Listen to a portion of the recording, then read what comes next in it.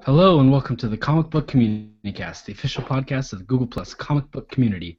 This is issue number 56 for the week of February 8th, 2015. I'm Justin Beeson, and I'm joined by co-host Paul Christopher Good evening, everybody. and Sarah Evans. Hi. Every episode, each of us chooses our favorite comic of the week to talk about, and then we'll discuss any significant comic-related news or TV or whatever for the week. And just a reminder, you can find all of our episodes at comicbookcommunicast.com, as well as links for the podcast on YouTube, iTunes, and RSS. Also, this week we started to post all the books that we're currently reading to give you guys an idea of what we're into. Paul and mine are up, and we're waiting for Sarah to compile hers and Sorry, guys. get it up, and we'll get that posted. And you can find those at the What We've Been Reading link on the right side of the webpage. So let's get right into it. Our first section is Pick of the Week. Each of us chooses our favorite comic, and then we'll briefly go over the rest of the books we picked up this week. Looks like it's a all-image week, so should be fun.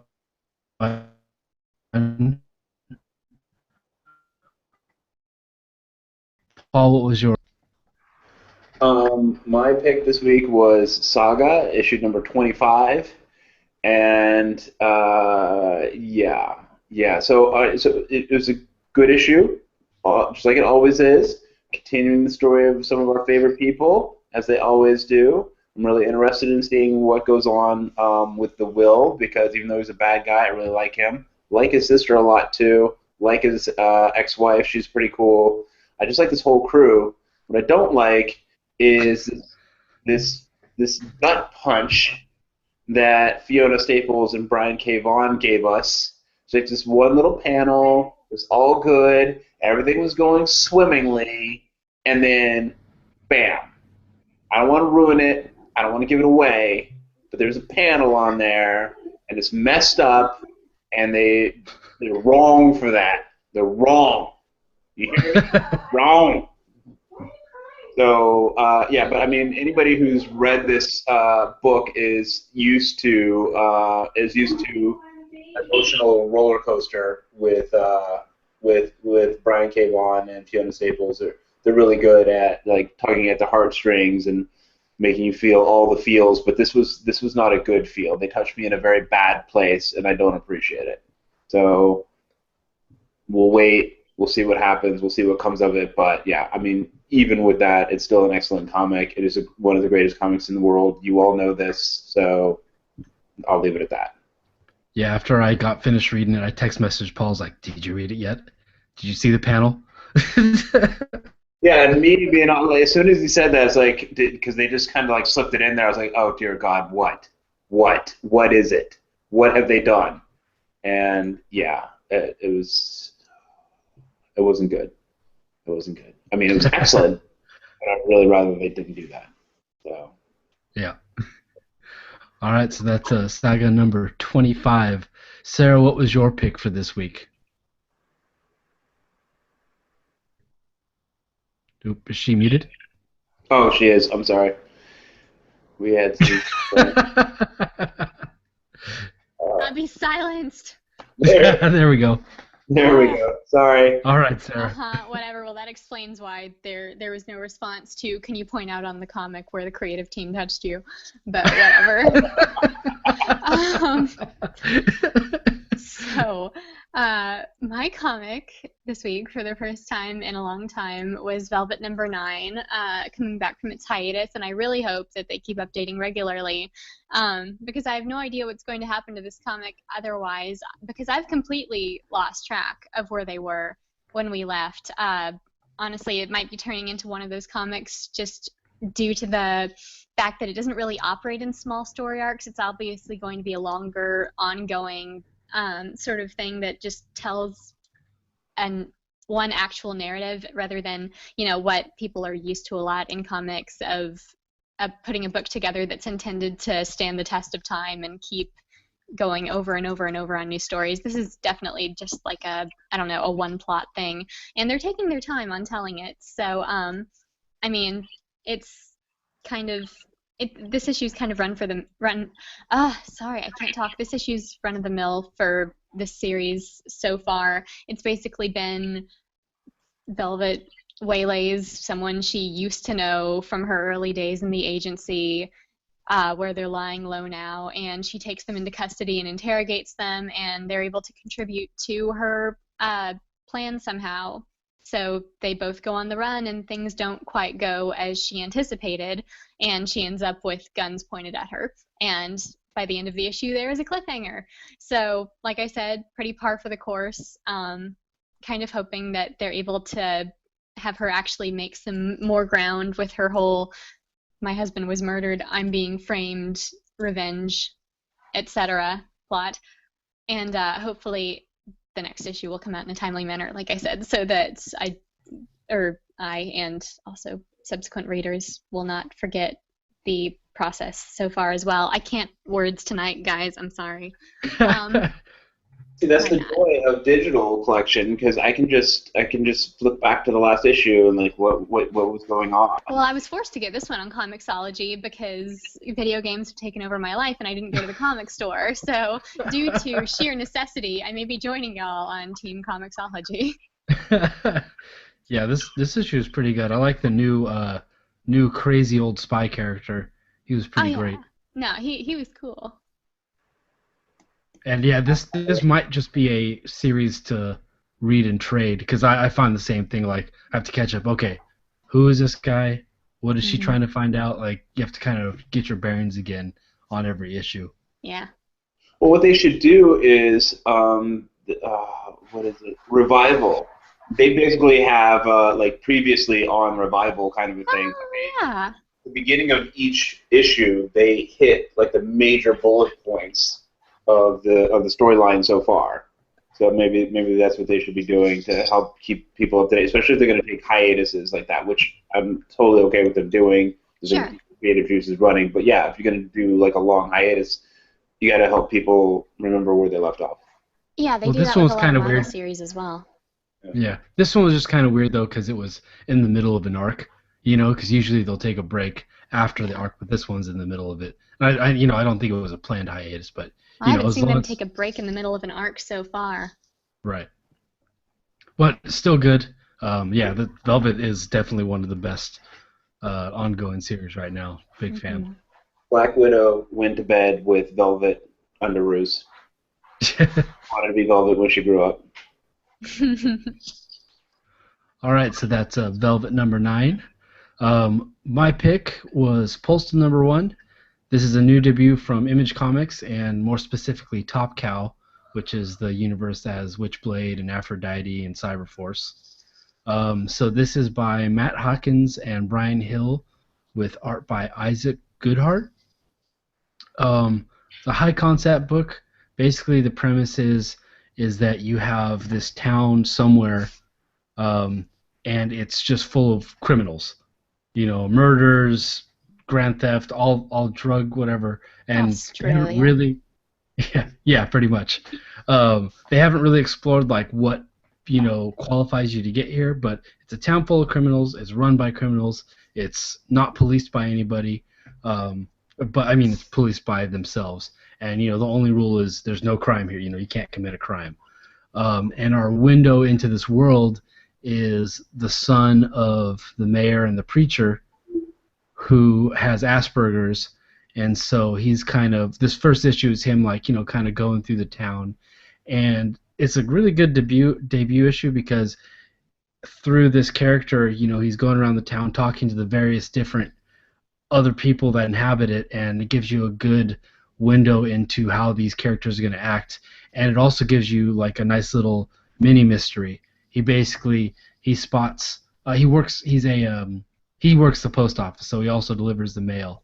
And along his route, he spots some red mud, which apparently is very unusual for their town. And so he like really focuses on it, and then ends up uncovering a meth lab, which obviously isn't supposed to be there, and kind of walks you through the politics of the town. They bring it to like there's a council, and they decide what to do, and they decide to kill this guy who violated their rule, and the executioner is the preacher, who's this crazy, you can tell he's a crazy guy, but he's also the main character's father.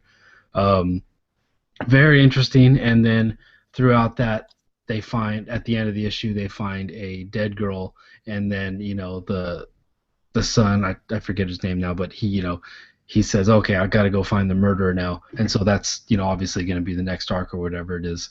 Really interesting comic, good concept, and yeah, I'm really looking forward to read the next one. Yeah, so the art by Isaac Goodart is good, nothing remarkable or anything, but very serviceable, and it definitely kept me into the story. But yeah, that's about it. I'd recommend anybody picking it up, though. It's a really good, and even if you don't follow it, it's a good one and done, or it functions as a good one and done story as well. So that was Postal number 1. Now we'll get into the other books we pulled this week, and I just want to remind everybody that we have a weekly post called the CBC Pull Box that you can post in and talk about the books that you picked up for the week, or post your own and then hashtag it with hashtag CBC Pull Box. So Paul, what else did you pull? Pulled Batman Eternal 44, Detective Comics 39, East of West number 17, Saga 25, The Bunker number 9, Velvet number 9, Witches number 4, and that's it. And unfortunately, I have not had an opportunity to get to all of them yet. That's quite a few. Yeah. Sarah, what about you? Did you pick up anything else this week? Aside from Saga, I'm not quite sure I had anything else. There might have been 1 or 2 things on there that I'm just kind of pulling like robotically now, but are probably going to get dropped at some point. But no, I think Saga was the only other thing of note. All right. So real quick before we go on, just for our viewers, so you understand why Sarah looks like a Paul Greengrass film.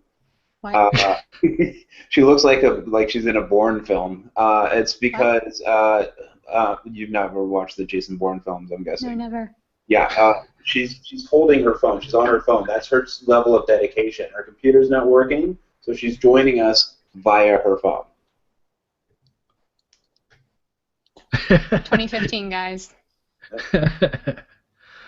All right, so the books that I pulled this week, it was a huge week for me. So Action Comics 39, this is the last issue of this arc, which I'm kind of glad because it wasn't that great.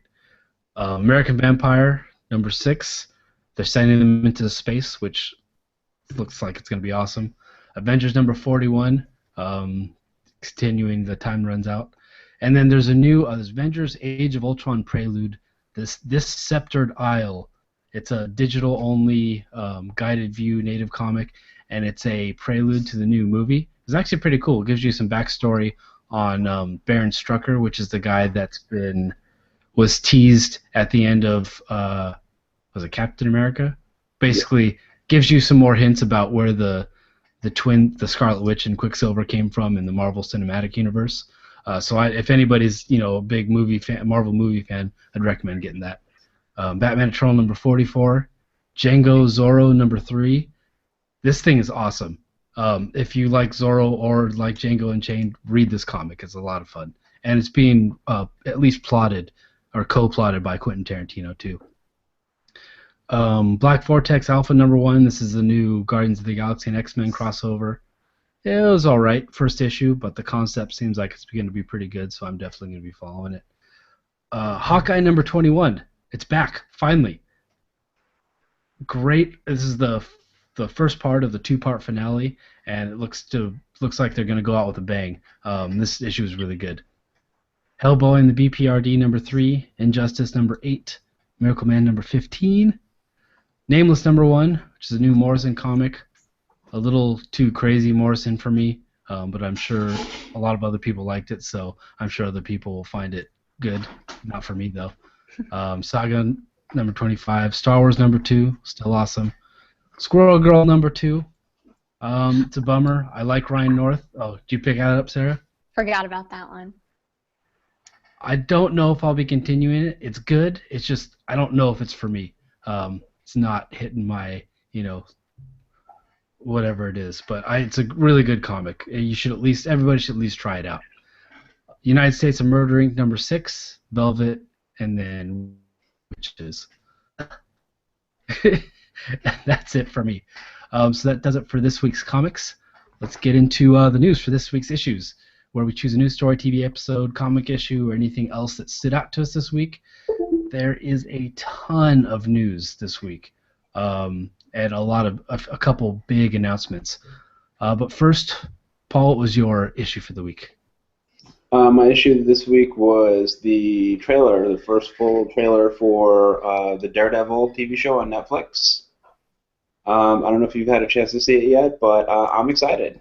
I'm really excited. It looks like they're doing a really good job with it, and it's being produced by or directed by Stephen K. DeKnight, who is the guy who brought us the Spartacus series. And, cool. Yeah, that was amazing. So I'm really looking forward to seeing what he does with this show. It's already like darker than anything you've seen, and this from the Marvel Cinematic Universe so far. But that's appropriate, I believe, for Daredevil. We do not want Agents of S.H.I.E.L.D. level, with the night guns kind of nonsense. On, this is like it's like Hell's Kitchen. It's New York. It's going to be grimdark. And I just from the brief preview that we've got, it's made me very, very, very excited to see what they do with the show. And I will definitely be binging all 13 episodes. Yeah. I'm kind of bummed that they're not using like a regular suit. Like it kind of looks like a homemade costume. I'm guessing it'll go with what they're trying for the show, but I don't like the costume. Well, what they're doing is they're taking it from the Frank Miller Man of Fear arc. So like this is basically Daredevil year one.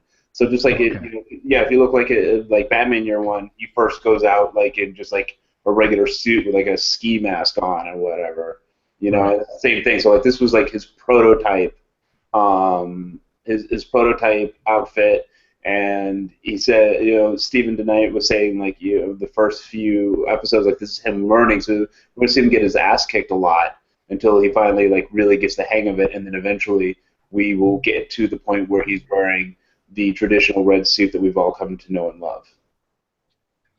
Cool. Yeah, stoked for all these series. Sarah, did you get a chance to check out the trailer? I haven't, no, but it's good to know that the series is going to be more grimdark because, it definitely has a niche to fill. Yep. But, no, obviously that's appropriate for this series. So, definitely still on this, like on all the other pending Netflix shows. I'm actually way more excited for AKA Jessica Jones, which is coming up after it, with all the casting and all, I'm real excited for that, so... Daredevil's cool and all, but I can't wait for the next one. Yeah. What was that, Paul? David Tennant cast in Jessica Jones. Wait, what? Yeah, we missed that bit since we skipped last week, but yeah. What happened? David Tennant. We get a Doctor Who as one of the main villain in the Jessica Jones series. Oh, okay. Playing the Purple Man. Yeah, so that should be pretty awesome. Yeah. Oh, and then I just want to mention that Nick Moore also posted that in the community, so just a shout out to him for posting that up for everybody.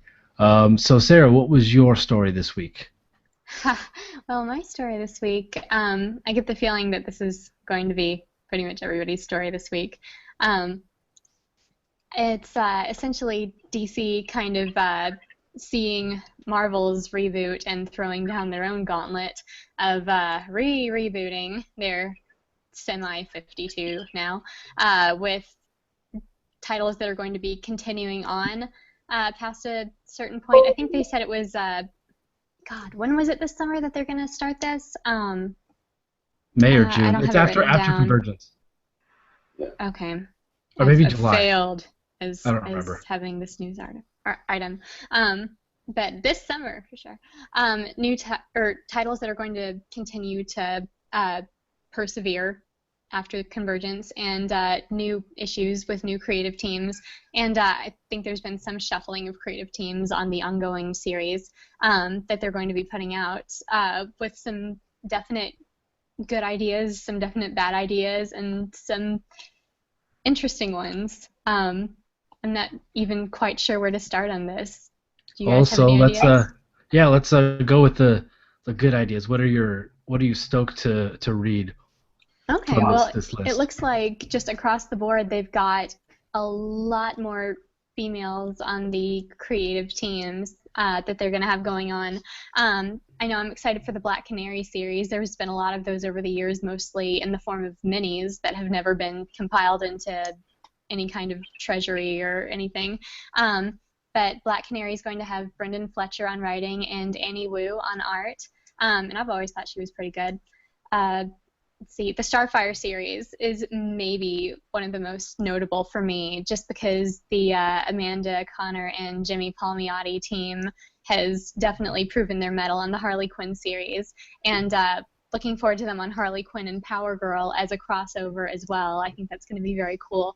But probably what's most notable about Starfire is that as it looks on the solicit cover anyway, they're giving her another costume redesign, and this one is actually covering more skin when they say they're going to cover more skin. She has some And clothes.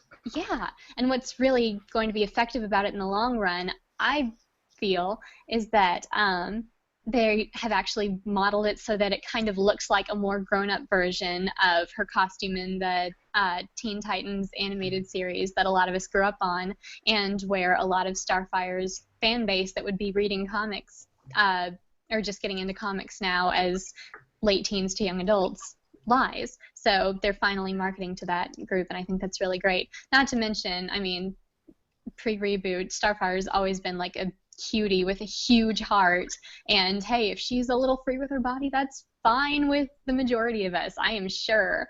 But it looks like with this team and the new look for this series, it's really going to be giving the character what fans have been begging for her for years. Did you guys have anything that jumped out at you as something you're excited about with the new stuff? I like the overall idea that they have of like diversifying not just like their characters, but like their style. They're no longer just going to be pushing The house style, the house style. the house dressing. Exactly. So they're going to be doing, the like they have diversity just like in art type and story type. So it looks like they're going to be pushing comics for like different age categories as well. Like we've already seen with Batgirl and Supergirl definitely being directed at younger girls, like preteen girls, early teenage girls, which is fantastic because that market needs to be addressed. And but on the other hand, like I don't think Cyborg could pull off his own series. Off of a team. Yeah, I'm ready to let them prove me wrong. But I looked at that, I'm like, I was just why. But and Starfire too. We'll see. We'll see if she can hold her own series. I mean, I'd be glad if she did, but I don't see it because we've only really seen them in the context of the team. So. All right. The ones that excite me, Dark Universe. I am so stoked for this because I loved the dark side of DC when Jeff Lemire was on Justice League Dark and when Demon Knights was still going on, and then those both stopped, and it's been J.M. DeMatteis who's been handling a lot of the stuff over there, and they've just been blah. Like, not terrible, but not even anywhere near good. So we have a new, just one title, it looks like, Dark Universe, but it's being written by James Tynion and drawn by Ming Doyle. And, James Tynion's been killing it on Batman Eternal, and and if you've ever read any of his other horror comics, he had Memetic over at Boom, he's doing House on the Wall and The Eighth Seal at Thrillbent, both of which are awesome. So I'm really looking forward to this. The new Superman writer, Gene Luen Yang, who does a lot of critically acclaimed miniseries, like he did, I think it was called like The Shadow here or Shadow Box, and then he did the story about the Boxer Rebellion in China, and then he also does all the Avatar graphic novels, which are amazing. So I'm really excited to see what he does, on a franchise comic book. Garth Ennis is coming back to DC. I forget what the title is called, but he's basically doing Hitman. So that should be interesting to see. And those were the things that I'm like completely stoked on. Oh, Um, actually, sorry, real quick. I wanted to get Sarah's take on the fact that they're giving Midnighter his own book. Oh, I'll get to that. Oh, okay. all right, so let's go interesting things or things that we're not quite sure of. Sarah, go for it. Well, since Paul's given me an introduction already, um, so the Midnighter, I feel like I'm about to be giving a little bit of a history lesson here, so bear with me.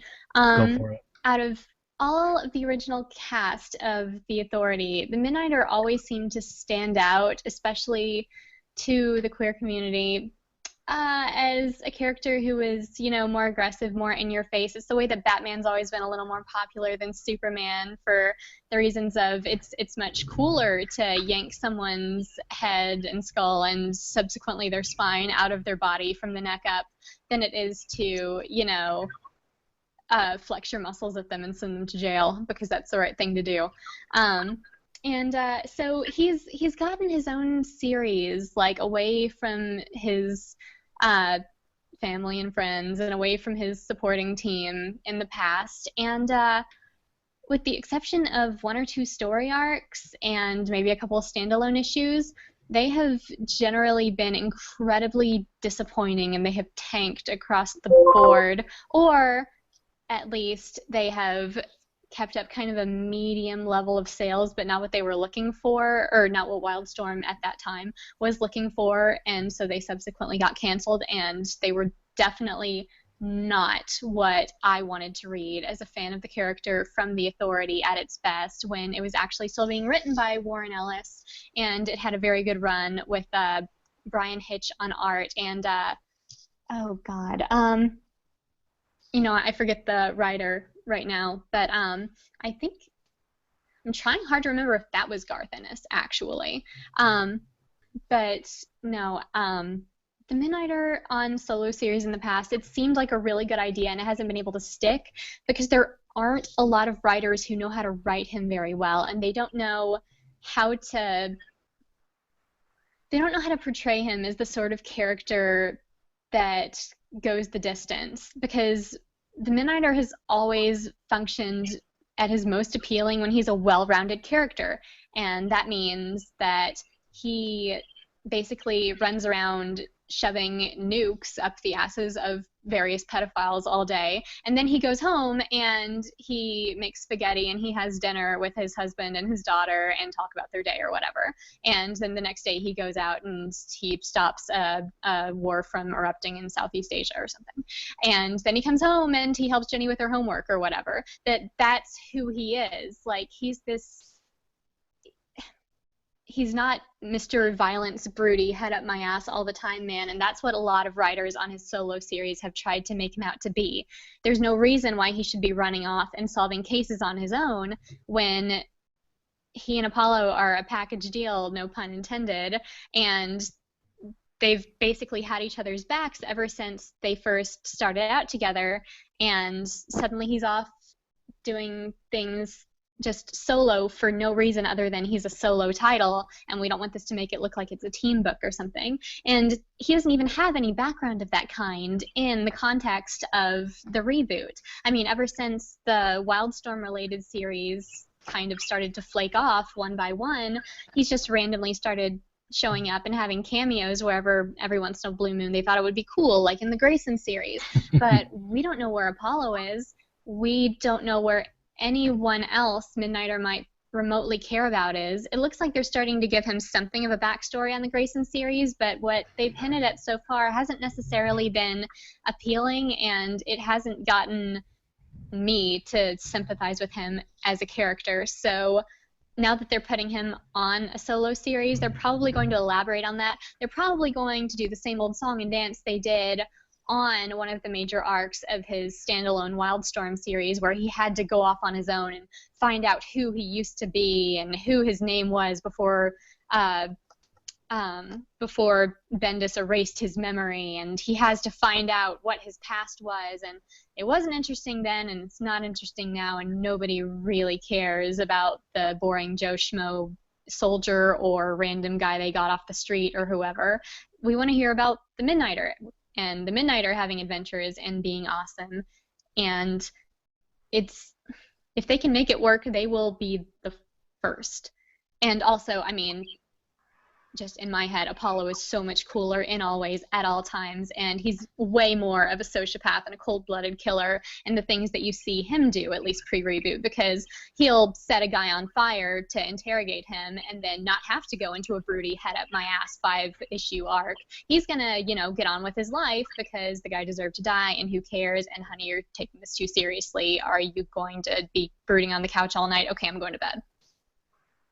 You think that maybe part of the problem is you've got these predominantly male writers and artists who are predominantly used to writing for and drawing scantily clad women. You know, like now they're like, okay, well, how do I write and how do I draw this homosexual relationship? You know, they don't feel comfortable with it or something like that, or. Yeah, usually they would compensate by making Apollo excessively, you know, passive and kind of like stereotypically effeminately gay, and he just hangs around the carrier all day while the Midnighter goes out and is very butch and gets stuff done.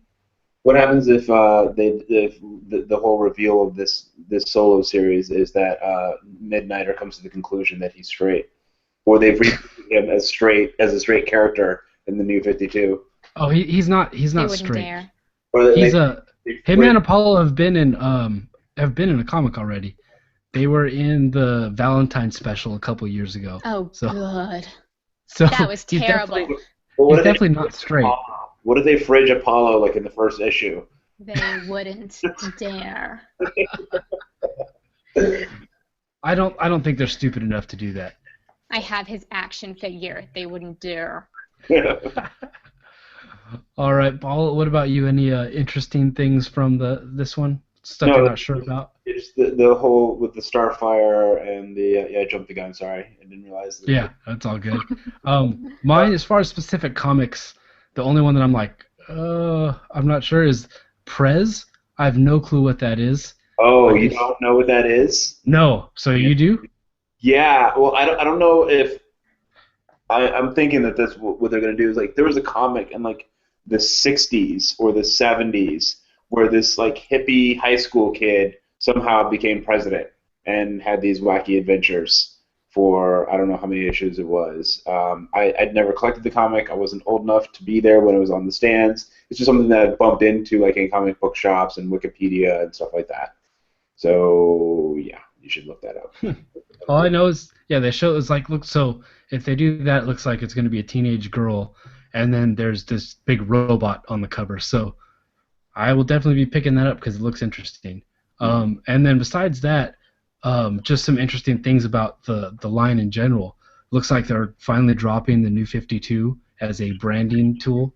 I mean, they haven't had 52 monthly comics in a long time, but they're finally getting rid of that, which is good because it makes but it makes no sense. It's so stupid. Like they're so obsessed with this number that has no meaning whatsoever.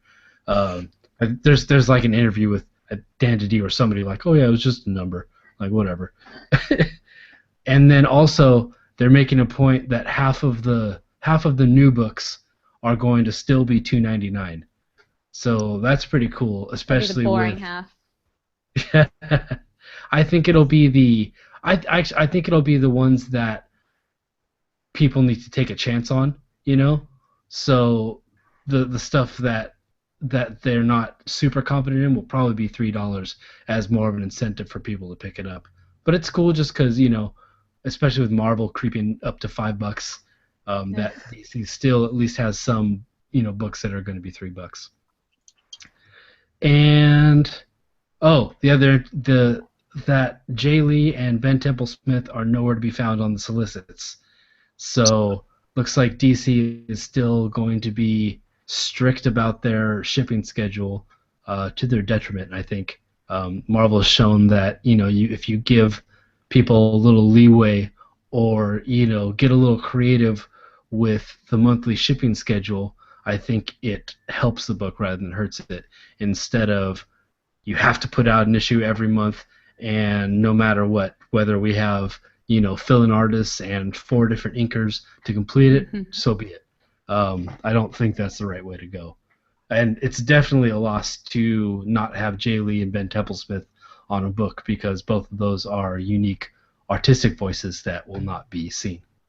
I think they should adopt the image MO where they seem to they do an arc. The arc comes out monthly, regularly, and then they take a break and they come back. Yeah, And or arc. yeah, that or do what Marvel does and swap out artists for an art. Like of course you have the big creative teams like Snyder and Capullo or whatever, but for the guys that can't do monthly, swap them out every arc. Mm-hmm. So like that's what Marvel does on almost all their titles because most of them ship more than monthly, and I think it works pretty well. But yeah, regardless, I don't think they should stick to it. Sarah, do you have any opinion on that? Not so much, no. Usually, I'm one of the people who doesn't really notice if something doesn't come out on time because I don't keep a strict calendar of, okay, this is coming out on this day and that's coming out on that day. It's more of a surprise what's in my pull box. So. Gotcha. All right, so let's get into, you probably touched on a little bit, but outright disappointments. Anything left for you, Sarah? Not so much, no. I'm a little, well, I guess it fits more into the previous category of not quite sure how this is going to go down, but I'm disappointed that Lobdell still gets to write a Red Hood and Arsenal series. Yep. It's like, I guess they just removed Starfire from the equation because they were like, no, we have to, prevent him from, I don't know, his imminent failure here. But what does that say? That it's just going to be the boys club now, I guess, and things are going to get even worse in some way. I'm not sure. So he must just have something on Dan DiDio or something like that because I don't know. There's no reason to still be writing a book. Just none. He's like, he's either downright terrible or fine, but nothing he has done any time recently has been even remotely good at all.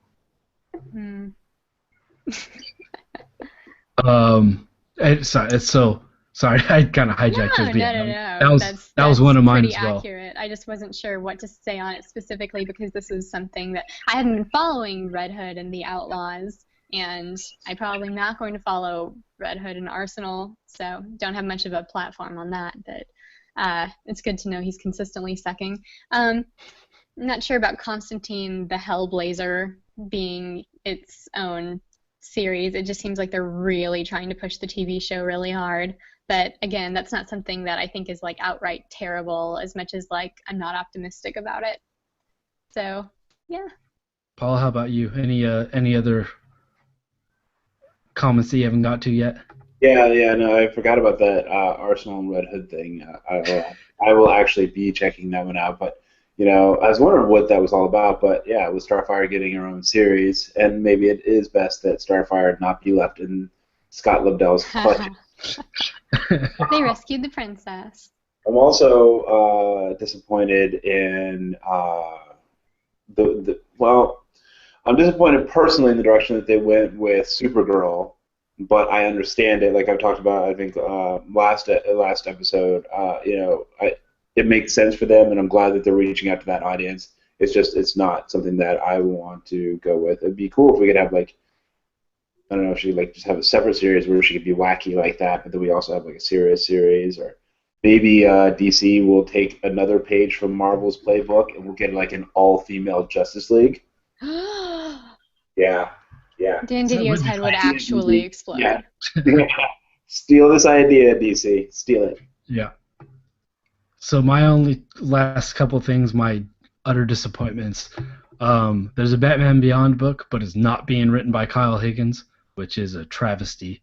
It's being written by Dan Jurgens, which I've dipped in and out of stuff that he's written. It's all right. So we'll see how that is. I might pick up the issue. I'm still not sure yet. No Jeff Lemire. So Jeff Lemire is gone from DC for now. His exclusivity contract expired, and so now he's focusing on all those crazy. He's got a lot of stuff from Image coming out, which I'm really excited for that. And then he's going to be writing which is kind of funny. He's gonna be writing Hawkeye for Marvel, so he's leaving Green Arrow to write Hawkeye. So I'll be following him over there, but that's a bummer because the Jeff Lemire books at DC were definitely a highlight of the line. So how do you keep track on like when people's contacts expire with these companies? Is this just something that you personally look into, or is there some kind of master list of? No, just he did.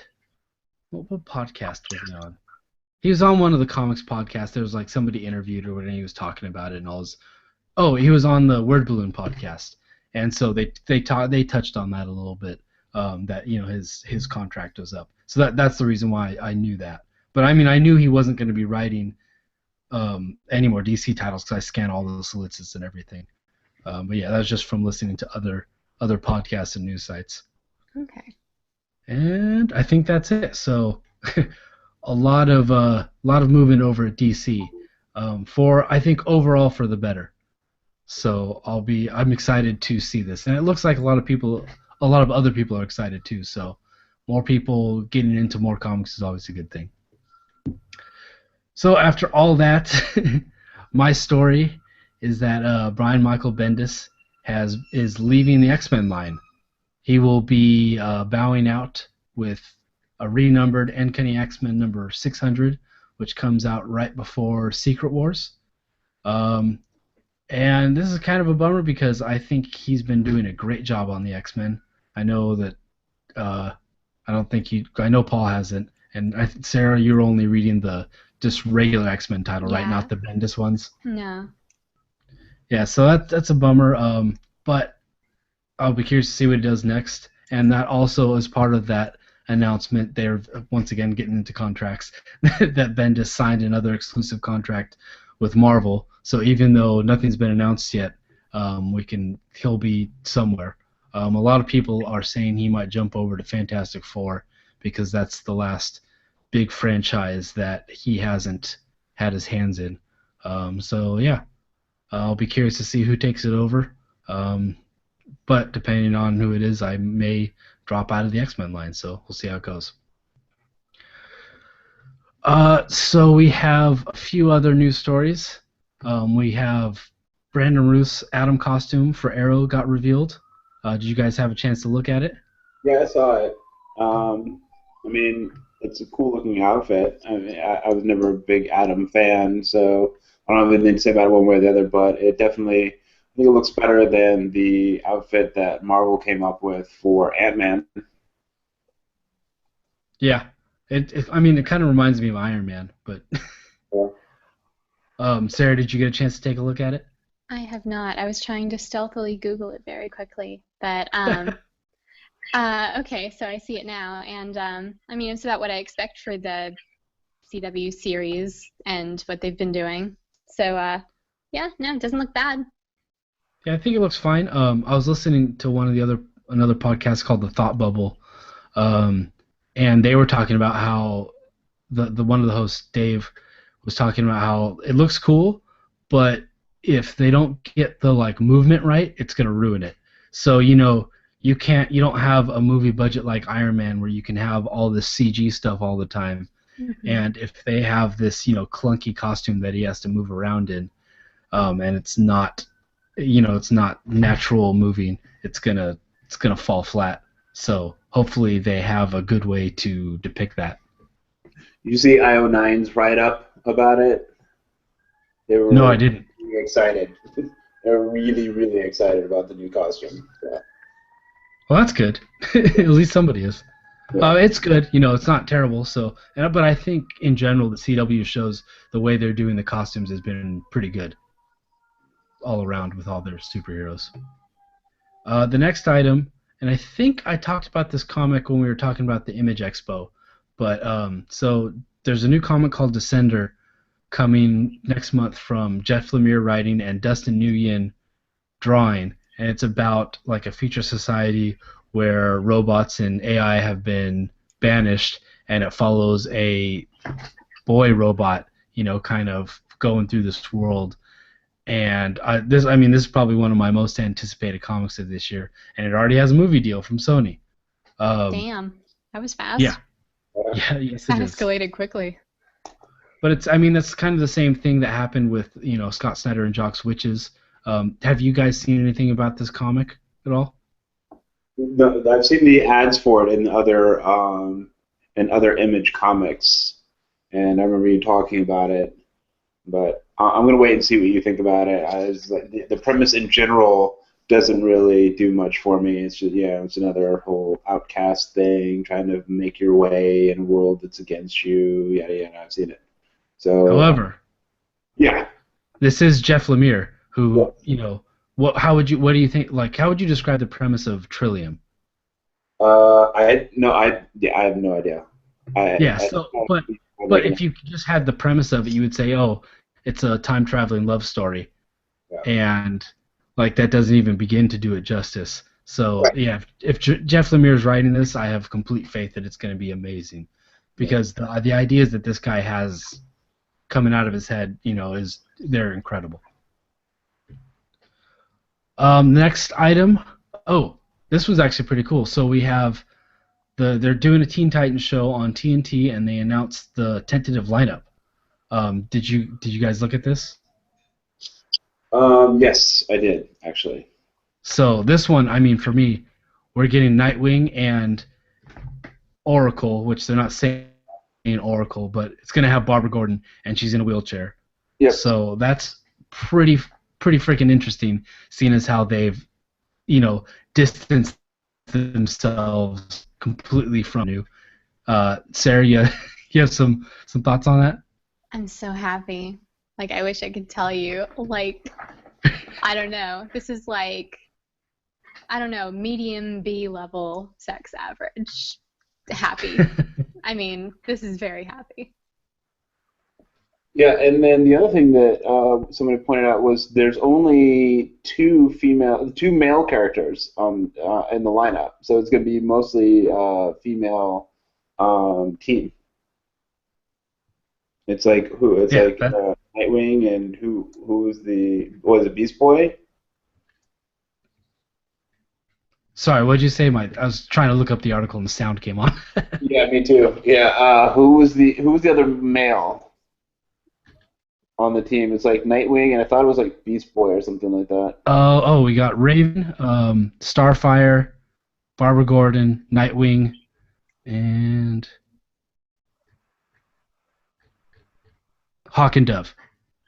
Oh, really? That's Yeah, so it's surprising. Nightwing and Hawk. So those are the only two males on the team. It's going to be basically an all-female team, which should be really interesting.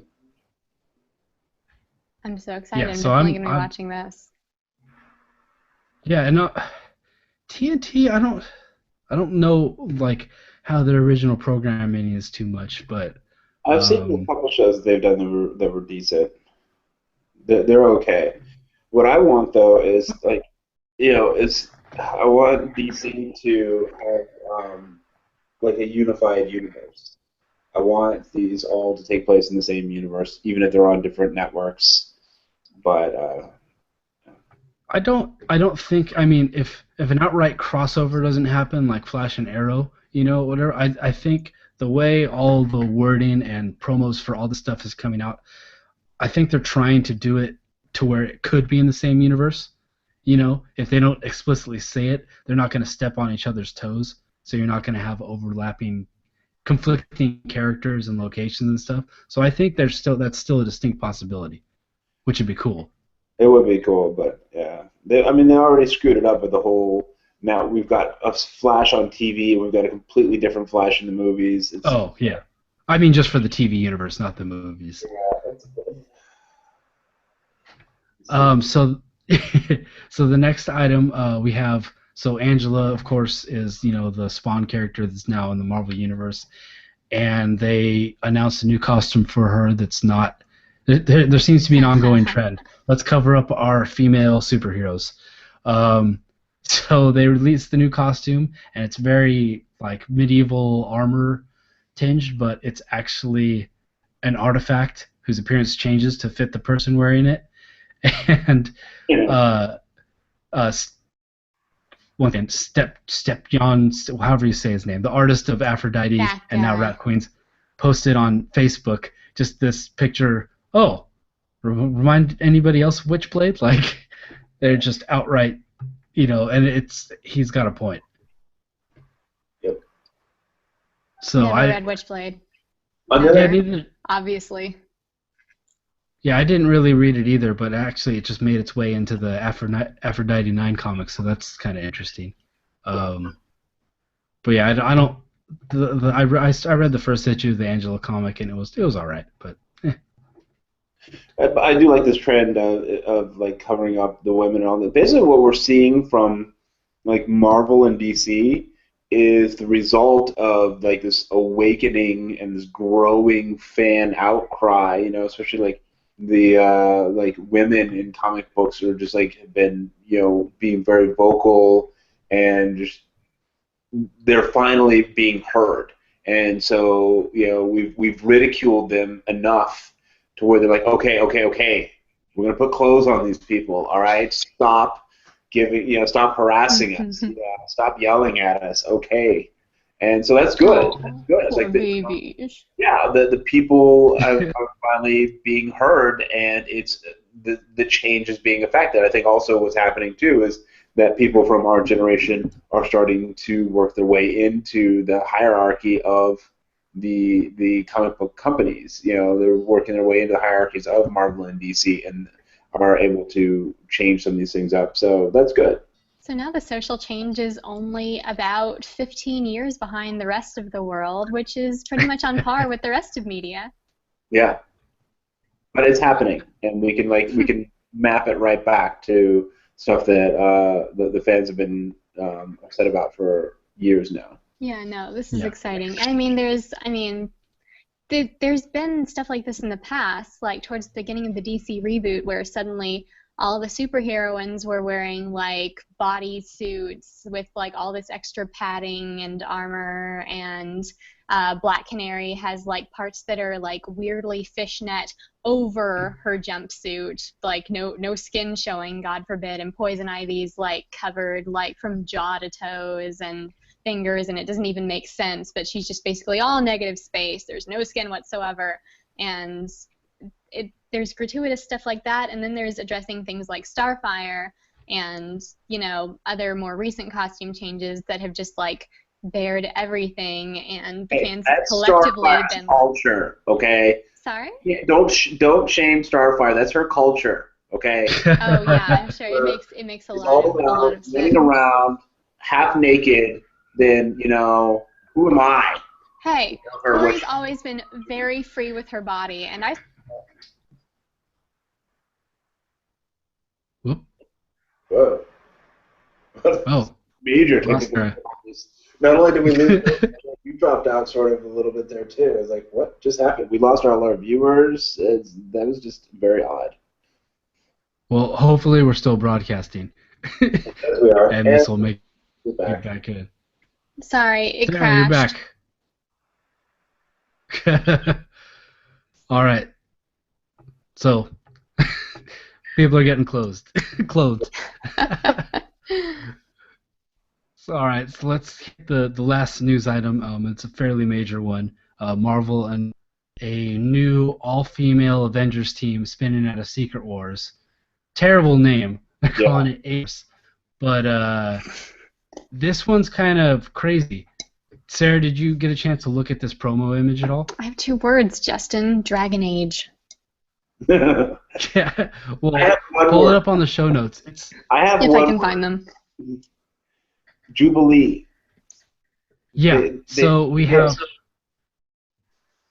But this looks like classic Jubilee. So this is the kind of weird thing about it. They're pulling... I mean, who knows what Marvel's going to do with the Secret Wars thing, but... Oh, she's Jubilee from, like, another universe. Right. Well, it's Jubilee and Rogue in their, like, 90s costumes, from people would recognize from the cartoon. You have Phoenix. You have She-Hulk in her old costume. You have Dazzler in her like 70s, 80s bell bottoms and roller skates. Yeah. Oh, suddenly we're excited. I need a second. And she's right up front too. Oh my god. Yeah. From the witch girl from the Runaways. So she's up front too. I think you mean Nico Minoru. Yeah, the one that can say one word. Because she has the weapon, the Staff of One, which can cast Right. a spell once and only once.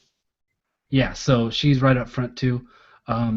So this looks like a crazy comic with whatever they do about it. I mean, I don't think they announced creators or maybe they did. But anyways, do you have the image pulled up, Sarah? I'm frantically typing with one hand. Oh my god, this is so slow. Just look there. There it is. Okay, I see. Oh, hi, Paul. Yeah.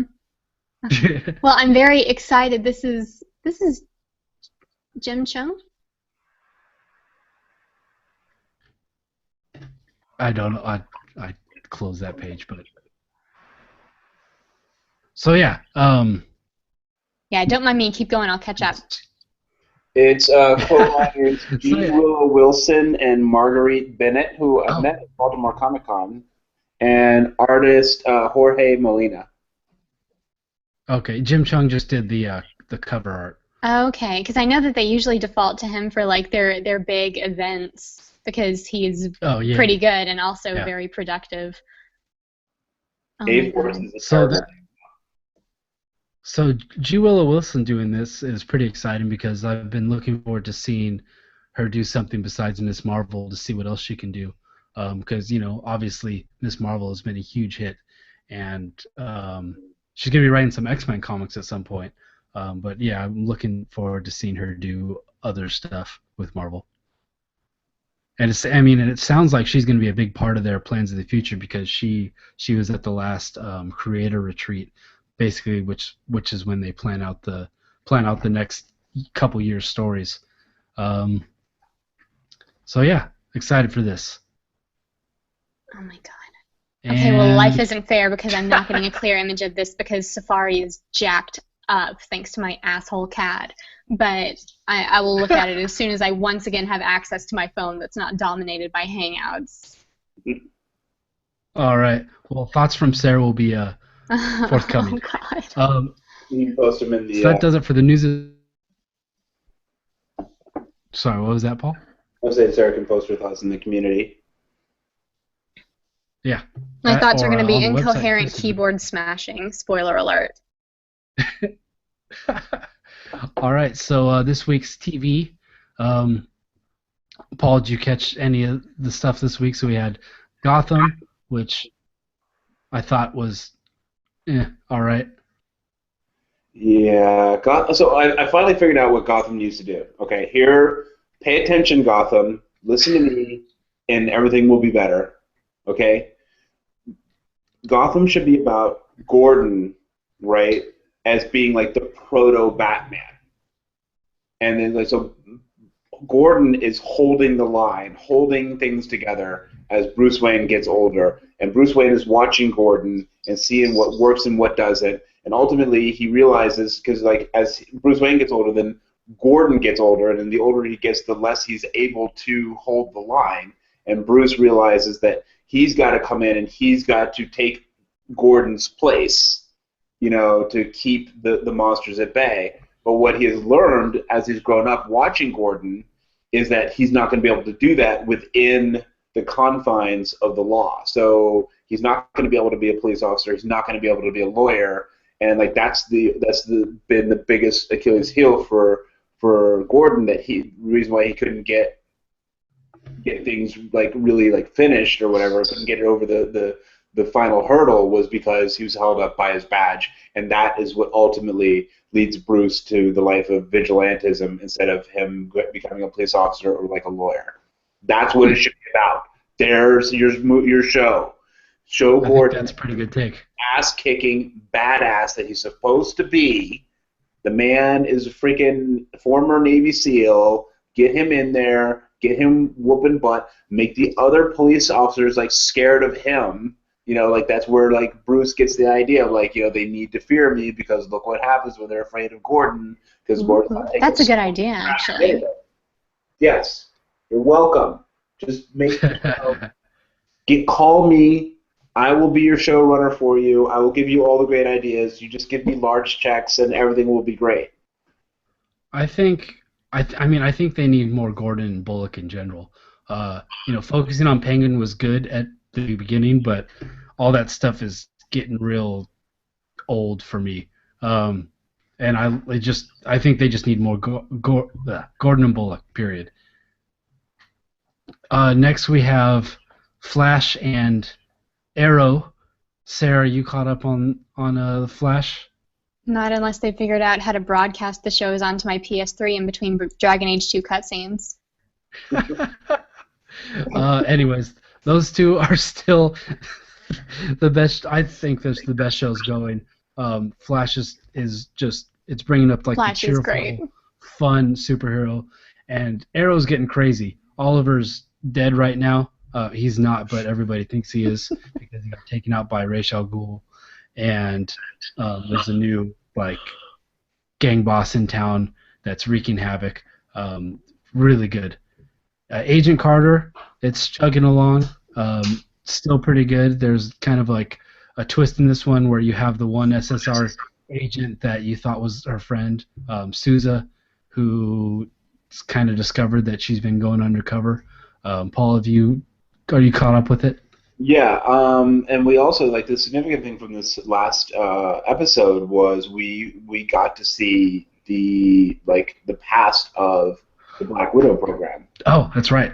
We got to see like the I don't know what to call it, but we got to see the Black Widow program in its infancy.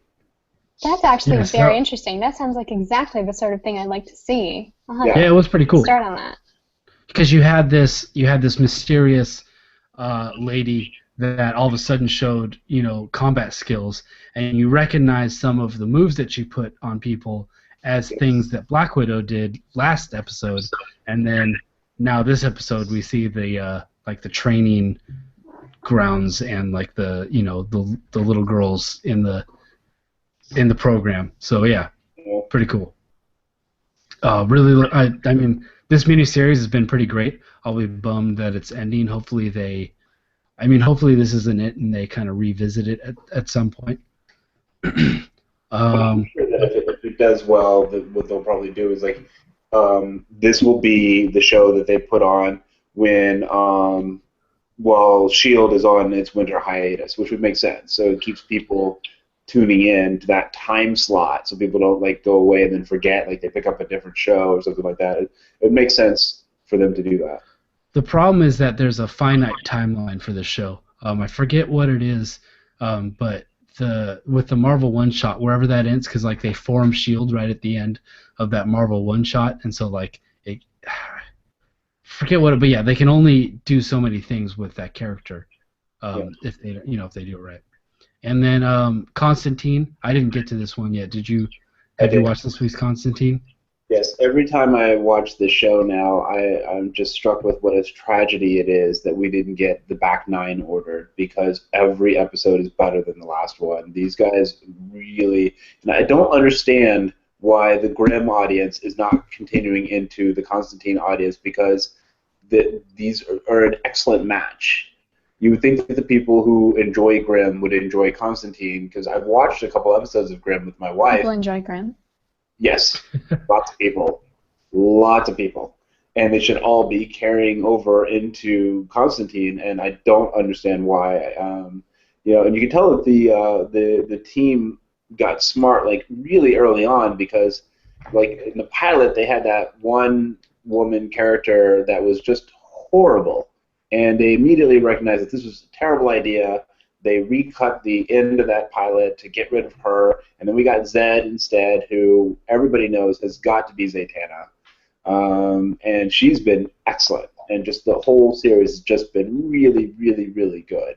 And so I'm hoping that what they'll do is the NBC will bring it back, because they haven't said yet that they're just going to get rid of it. They just haven't, but they also haven't announced a renewal of it yet. And the NBC executives have talked very favorably about it. So what I'm hoping, and this is another issue of hashtag steal this idea, NBC, is just make it a 13-episode series every year, so that you can do a really tight 13-episode arc And yeah, instead of trying to, it's like less expensive for you guys, and it's tighter for the writers. And yeah, just yeah, do that. Do that. I agree. And the last bit, we have Walking Dead returns tonight, so we'll be probably talking about that next week. Yeah. So we're running way over on time. Yeah. So our next section, this will be pretty quick. Our CBC Just for Fun topic this week by Joe Sokolowski. What are the 3 non-Big 2 titles that you would recommend to someone absolutely new to comics? So just off the top of your head, someone new to comics, not Marvel or DC, what would you recommend? 3 titles. Let's see, Saga. They would all be Image titles. Saga, East of West, and maybe Suicide Risk. That's not Image. That's actually Boom. Boom. Yeah. But yeah, Saga and East of West would be like the first 2, absolutely. Cool. Sarah, how about you? I haven't read the last for a while, but I'd probably go Saga, Rat Queen, Sex Criminals. Just because you get a little bit spread out across the board. You've got your sci-fi, you've got your fantasy, you've got your mostly real-world based with some fantastic elements that make the book appealing, as well as a really good narrative voice series. So yeah. Sweet. So my 3 would be American Vampire, Powers, and it would be Saga, but I know Saga would be a big one, so The Fade Out would be my 3rd one to recommend. Great new series. You're cheating because it said not the big 2, and while American Vampire is technically, is that Vertigo? Yeah, I'm not counting that. Yeah, it's still not the big 2. Well, technically Powers is the big 2 too, because that's on Icon, which is Marvel's.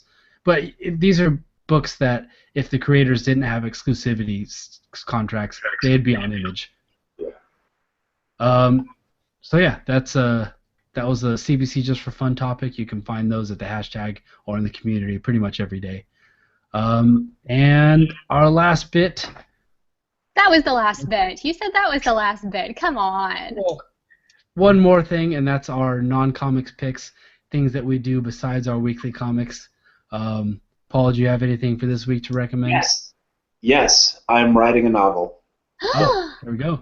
I am writing a novel. Oh my god. Yeah, so like I had like this basically originally it was a series of like 13 short stories that I envisioned like as a chapbook kind of a thing, and then they just kind of simmered in the back of my head for the past like decade or so. And so in that time, like I've gotten a better idea of like what the world is like, what the politics are like, better idea what these characters are. So I'm taking each of those short stories and broadening them into full novels, and I am full swing into this. So that's what I'm doing this week. Great. Sarah, how about you? I think I know your answer, but was there anything in your life besides Dragon Age 2 this week? Well, I bought my first video game ever in the form of Dragon Age Origins, and it is so boring. I've also watched Michelle play a lot of Dragon Age Inquisition, and it is so boring.